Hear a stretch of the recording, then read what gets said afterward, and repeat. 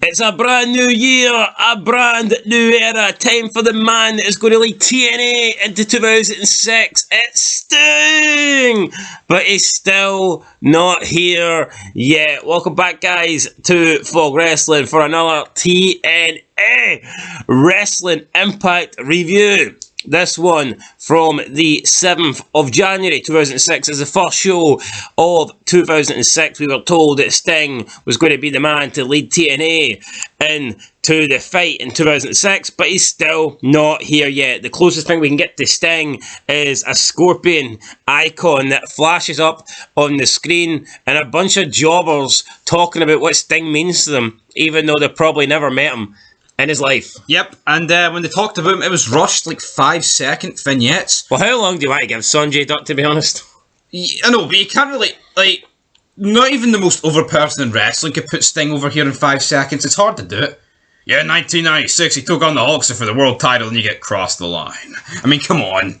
This was a jobber audition to Impact. New Year, same old shit. That's what it was. That's exactly what it was. Well, we kick off with Team 3D. It's been a while since we've seen Team 3D wrestle a match on Impact. This week, they wrestled Book Quartermain and Lex Lovett. Are we really supposed to? Right, I don't give a flying rat's ass about the match. I care about after the match. What Bubba Ray says, they've won 18 world titles, 18 title reigns across ECW, WCW, and WWE. Says not really. Of course, it was WCW tag titles. Get it right, Rooney. And Bubba Ray says he would trade them all in for one NWA shot. Surely not. Surely an NWA title isn't as prestigious to wash away 18 other title reigns. Yeah, I don't get it. I mean, if he was like, here, I'll throw away the WCW one because, you know, WCW was dead, and, you know, it was like a WWE light edition of WCW. All right, but to say that he would happily give up 18 title reigns just to have one NWA title reign, I'm not buying that. I'm all for putting your company over, but this is taking the piss.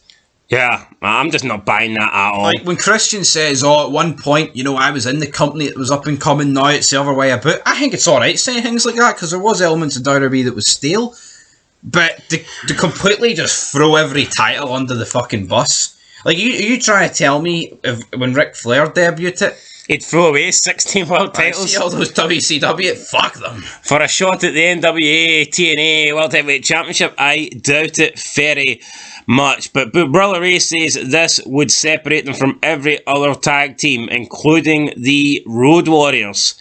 Honestly, I never really rated the Road Warriors.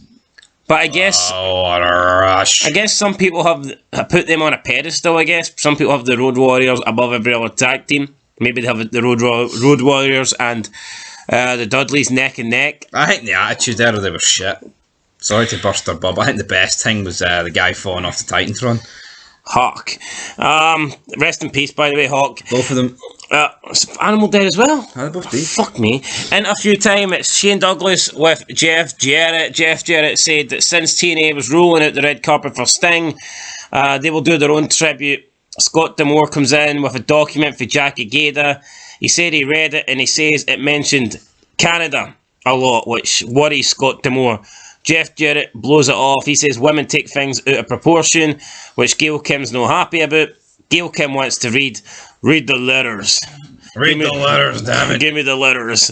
But no, Jeff Jarrett and Scott D'Amore's like, nah, you can't get your hands on these documents. These documents are for male eyes only. And that was pretty much it. Sting tribute up next. Sanjay Dutt spoke for about 10 seconds. Says that Sting coming to TNA proves that TNA is the place to be in wrestling. Well, he's still not here yet, so...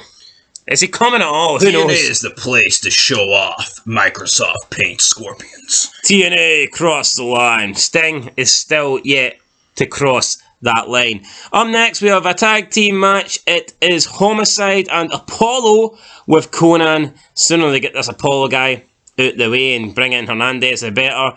Versus the Naturals. But the match doesn't really happen because Homicide and Apollo and Conan just deliver a 3-on-2 beatdown. Yeah, get the blackjack. They've got this weapon. Yeah, I'm not quite sure what it is. Blackjack. I'm not sure what that is. You're not sure? It's like a belt, kind of. It's like it's weird. It's kind of shaped like not a frisbee, a boomerang sort of weapon.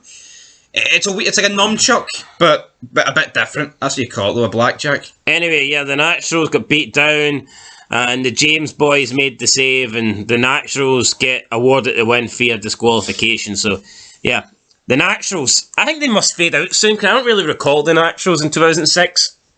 No, they're definitely like an early TNA, aren't they? Yeah, like when TNA goes mainstream, the Naturals aren't there. I mean, I'm not saying the Naturals suck, but I don't think they've got that much about them. No, they're alright. But their match, I guess they're feudly.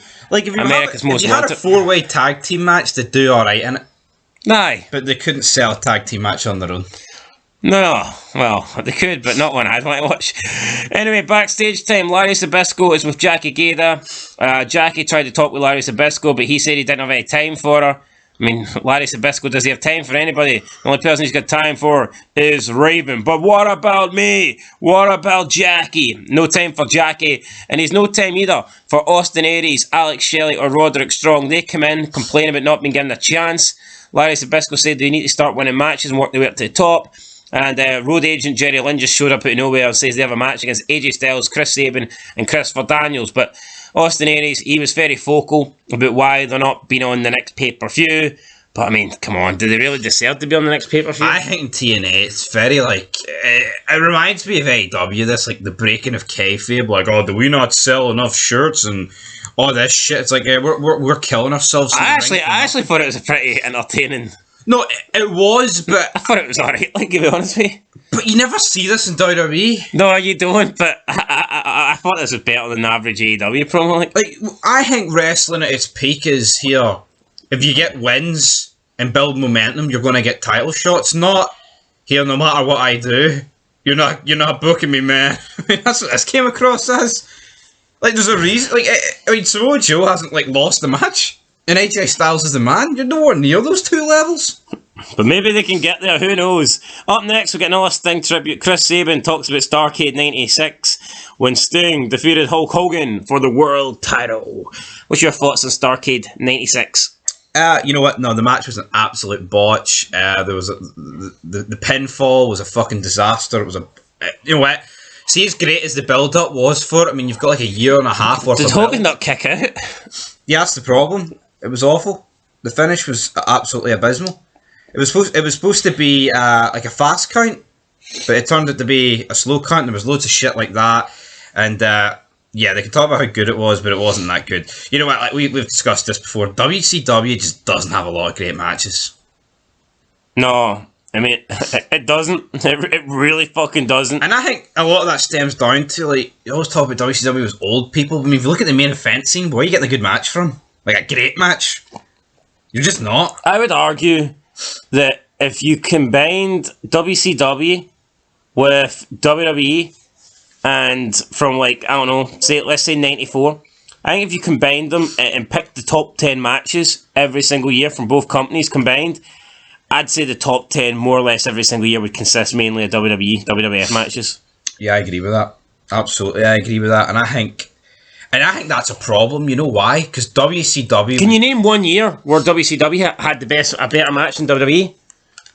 If you're naming match of the year, it was always for WWE. No, but I think the biggest problem with that is WCW is renowned for the wrestling. It's not WWE's the entertainment. WCW is like the old school wrestling. Yeah, but all the old school wrestling happened in the divisions. It didn't really matter. Yeah, I'm not saying WCW didn't have like epic like moments in matches. Like I think Luger defeating Hogan on the 100th episode. I think Goldberg defeating Hogan for the belt as well. No, but it was the main matches. But the match themselves aren't exactly great. But it was all the good matches in WCW, not basically for the US title and for the Cruiserweight Championship. It don't really matter. And the main event scene, there was very rarely anything good. Yeah. So it's the War Games. You've got fucking all these fat guys for Hogan to beat up. I'm not gonna give a shit about that. Yeah. Anyway, we'll move on. But here, if we want to talk about Sting and WCW, let's just bring him to the table. All right. Up next, Ron Killings takes on Bobby Roode. He defeats him in 6 seconds. Scott D'Amore says he wasn't ready, so we get another match, and Ron Killings beats him again. This time it took slightly longer than 6 seconds. But Bobby Roode says this time he wasn't ready, and he basically says he needs one more match. He gets one more match, and finally Bobby Roode defeats Ron Killings after Scott D'Amore helps him and cheats. So there you go. Took Bobby Roode 3 attempts to defeat Ron Killings. Up next, got a Sting tribute for AJ Styles. He loved it when Sting went from old Sting to Crow Sting. So I guess, what do you mean old Sting? Don't you mean sufferboard Sting? Suffer Sting, yeah. Technically that would be young Sting, if anyone's keeping count at home. Interview, I mean, see, instead of these guys talking about him, can they not just show, I know WWE own it, like, but fuck me, just...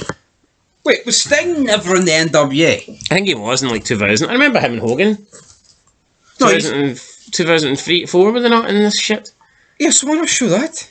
2003 or No, something? I'm talking about NWA, like in the 80s. Was Sting not involved in that? They would have been, I'm sure. Fucking show that. Show something. Or does WWE own the library to all that? Nah, they can't, they've got the title. I wouldn't be surprised if Vince somehow owned it. Nah, I doubt it. Think so? Well, did WCW own it? Well, see, I think they might have. Well, Vince might own it then. That's what I'm saying, because I see no reason why they wouldn't. But I just don't see how they'd have the NWA title. They just wouldn't have that. Unless the video... I mean, the video library only has the videos, and you don't get the... What was that deal not too long ago where WWE was going to buy the TNA library? I think they would have all the library from, like, 2014 and before. And TNA would get to keep 2014 after. Oh, that's brilliant. That's brilliant for TNA, isn't it? What the fuck you mean shite for TNA? That's what I mean. Fuck it. What's the point? You may as well not have anything. I mean, Jesus Christ. I mean, other than a couple of good Hardy things, I mean, there's fuck all in TNA for 2016, 14 onwards. Oh, so. there really ain't. Anyway, up next, we had Shane Douglas interviewing Samoa Joe. Samoa Joe's still got that bloody towel he's walking around with. Joe cuts a promo on Daniels and says he will end his career at Final Resolution. Shane Douglas wants Joe's thoughts on Sting, but Joe doesn't have any thoughts on Sting, and he just walks away. I get it right. Shane Douglas is an interviewer, but this just came across as like force. So like, obviously Joe ain't going to give a fuck about Sting. He's walking around with a manky towel that he's like killed Christopher Daniels with. Why would he care about Sting? Makes no sense. 6-man tag match. Austin Aries, Roderick Strong and Alex Shelley defeated AJ Daniels and Sabin. Shocker here, in my opinion. Yeah, absolute shocker. And it was fairly clean. Actually, it was completely clean. It was squeaky clean. You know, it was... I guess, though, they did beat Chris Sabin, so it's not... Yeah, it's not the same. It's not the same as beating AJ Styles clean, is it? We got a Sting tribute with Christian Cage. He says Sting is going to be a great addition to TNA and an asset to the business. We counted this. This lasted 14 seconds. Yeah, I don't know. I feel like it's kind of... This is kind of overshadowing Christian a wee bit, is it not? Yeah, like Christian's come in to change the game. Because what's his wee catchphrase? That's how I roll. Aye, well, this is how you roll. But you roll at the red carpet for Sting. But now Christian Cage is acting like he's been in TNA a long time, and Sting's going to be the man to come in. He's going to be the one that's going to change things. It just doesn't. I think this just sums up a pissant company. I'm sorry. Sting's going to be the face of TNA in 2006, but I mean, isn't that kind of Christian Cage's job? I get it, right? They're trying to portray like, you know, TNA against Jeff Jarrett and his wee band of buddies, but like, say Jericho when he joined in '99, he was going up against the corporation. Would he have like Sting wanted to jump ship in '99? Would he have been hyping up Sting? Oh, he's going to take TNA to the promised land, and we're going to take down the corporate. No, you'd be hyping up yourself as like the guy to take it down, would you not? I believe so. I think this is just Exhibit A though of TNA acting like a small company. Like, look when WWE begins to feed in, right? All these WCW guys that are out the Turner contracts, like NWO, Steiner, Goldberg, etc. When was people sitting backstage being like, yeah, Scott Steiner, Big Papa Pump, going to be a great addition to Raw? No, they're like, he's going to take my fucking spot. Fuck him and his big steroid arms. Yeah, that's a good point. Then we get the Sting tribute from Jeff Jarrett and his boys. I mean, they come down. I just didn't. I mean, Jeff Jarrett thought it was great. I didn't really think it was that good. It went on. Eric Young came down dressed as 80 Sting. Chris Harris came down next dressed as Sting with the bat in black. James Storm came out dressed as a chicken, claiming it was a crow. Jeff Jarrett then called it modern day Sting, and Monty Brown came out with face paint. He done some white face, I guess. He had a little baby Stinger in a pram that wasn't real, but whatever. The lights went out. Christian Cage hit the stage. He said they were embarrassing themselves. Isn't this the same Christian Cage that dressed up as Jeff Jarrett last week, though? Yeah. Christian Cage brought out Team 3D, ran into the ring, got into a brawl. It looks like they were getting the upper hand, but then Abyss came in, attacked them from behind, and then Rhino came down, made the save, attacked Abyss, and Cage, Team 3D, and Rhino celebrated in the ring as the show went off the air. I just feel like every week, either TNA ends with Christian Cage, Team 3D, and Rhino celebrating in the ring, or either ends with Jeff Jarrett and his boys celebrating in the ring, or either ends with the two factions just brawling as the show goes off the air. That's the three different endings I think that you get. It's very WCW-like, isn't it? With NWO against the roster. Yeah, they need to change it up. I think they will in 2006. I think 2006 is a massive turning point. No, I've always said... There's no pun intended. I always say, like, yeah, you need to end with your main eventers, the world title, but no. I think the way TNA pushes the X Division, I see no reason why you couldn't end the show with, like, Samoa Joe and AJ Styles. To be honest. Yeah, change it up a wee bit. Like, Jeff Jarrett... I'm actually sick of seeing Jeff Jarrett. Like, even, like, last week, I know it's not massive, but when, like, Conan and, you know, LAX destroyed Mr. Armstrong... Could that not have ended the show? It could, Mr. Armstrong. I forgot. Bullet Bob. No, but I think Sting is... No, not Sting. I think Jeff Jarrett is completely, like, just... sapping the life out of this. See now, it's like even... See when the main eventers come in, see when, like, Sting comes in, or Angle comes in, or Christian Cage comes in, I don't even think you want to see Jeff Jarrett wrestle these guys. See if Jeff Jarrett loses... You just don't want to see the guy in the main event scene again. No. Because he's fucking just been in it for so long now. I wish we could just see footage of Kurt Angle threatening Jeff Jarrett. Aye, I know. Like so quietly. In the hotel room. The way he did it just so quietly. Yeah. Out his head, Kurt Angle, in mouse mode, threatening Jeff Jarrett. Sign me up. That should end the show. Yeah, it should. Anyway, it's time to give it a rating. Ooh, we got the Sting tributes. We had Team 3D won a match. We got the Sting tribute. He's not retiring. I mean, he's fucking debuting. What's the tribute for? It's embarrassing. It's a 2 for me. I'm sorry. Yeah, I'm giving it a 2. I mean, you can't dedicate a show to a guy debuting. It's a TNA 2, and on that note, we'll catch you in the next one. Till then, peace.